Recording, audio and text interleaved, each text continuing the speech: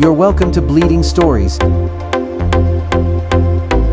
What if I told you there is a man with a warm smile and a confident handshake, who looked a woman in the eyes, said, "I love you," and meant absolutely none of it? What if I told you he did this, not once, not twice, but to woman after woman, city after city, country after country, and for years, not a single one of them knew? Who is this man? Jordan used online dating platforms to meet multiple victims in the UK and USA. His real name was William Allen Jordan. On paper, he was many things depending on who you asked. A businessman, a devoted partner, a man of mystery who traveled frequently for work. To some women, he was even more impressive than that. He told them he worked for the CIA. He constructed the lie carefully, thoughtfully, the way a skilled architect designs a building, with attention to every detail, every weakness, every potential crack. He spoke with authority about classified operations. He disappeared for weeks at a time. Missions, he said, assignments he could not discuss. He knew how to make a woman feel chosen, special, like she alone had been trusted with the truth of who he really was. She hadn't been trusted with anything. She had been handed a script. For years, William Allen Jordan lived between the cracks of other people's trust. He was good at reading people, good at giving them exactly what they needed to believe in him, good at disappearing before the questions got too specific. But every life built on lies has a foundation that cannot hold forever.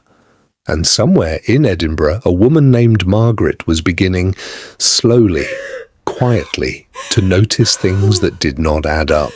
Small things, easy things to explain away, until they weren't.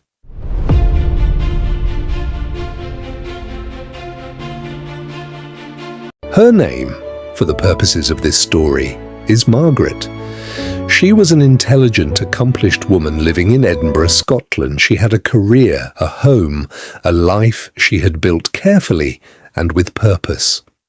When she met William online, she was not naive, she was not desperate, she was simply open, the way good people are open, the way people who have not yet met someone like William Allen Jordan tend to be. He was charming in a way that felt effortless, attentive. He remembered small details, the kind of tea she preferred, the name of her childhood pet, the anniversary of her mother's passing. He was, by every measure she knew how to use, a good man. She married him. What Margaret did not know on her wedding day was that somewhere across an ocean, William Allen Jordan had another life already waiting for him. Another woman who trusted him, another home he returned to, another version of himself he had spent years building. Jordan was convicted of bigamy. He had at least 3 wives and is known to have fathered over 13 children with multiple women across the UK and USA.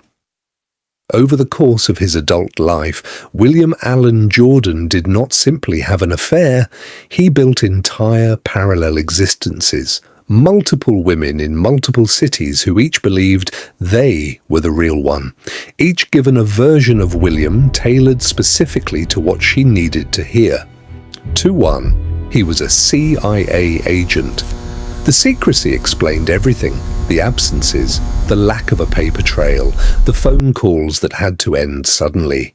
To another, he was a businessman, successful, reliable, a provider. To yet another, he was simply a man in love, uncomplicated, present, real. None of it was real.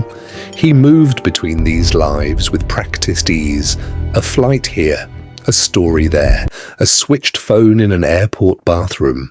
He had been doing this for so long that it had become simply who he was. Jordan fathered more than 13 children across multiple relationships. Several grew up without him. And then there were the children. because William Allen Jordan did not just collect women, he left children behind in every city he passed through.